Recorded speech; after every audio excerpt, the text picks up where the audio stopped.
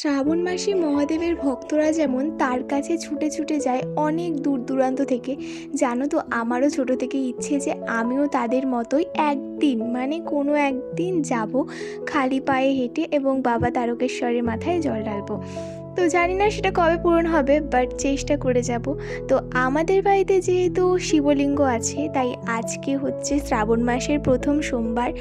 তাই জন্য মা বলল যা কি দুধ গঙ্গা ঢেলে আয়। তাই আমি আর দিদি মিলে চলে এসেছি এখানে দুধ গঙ্গা ঢালার জন্য। আর আমি কিন্তু এখনও পর্যন্ত চুড়ি পরিনি, সেটা তোমাদের সাথে অন্য ভিডিওতে শেয়ার করব। আমার দিদি আমাকে চুড়ি পরিয়ে দিচ্ছে। অলরেডি ভিডিওটা আমার করা হয়ে গেছে। তোমাদের সাথে কথা বলতে বলতে কিন্তু আমার এদিকে দুধ গঙ্গা ঢালা অলরেডি হয়ে গেছে। এবার আমি ঠাকুরকে বেলপাতা, ফুল, আরও সব নীলকণ্ঠ এগুলো কিন্তু আমি দিয়ে দিয়েছি। আর জানো তো, আমার ঠাম্মি যখন ছিল তখন আমাকে বলতো শ্রাবণ মাসে নাকি যা চাওয়া যায় সেটা নাকি পূর্ণ হয়। তো টাটা।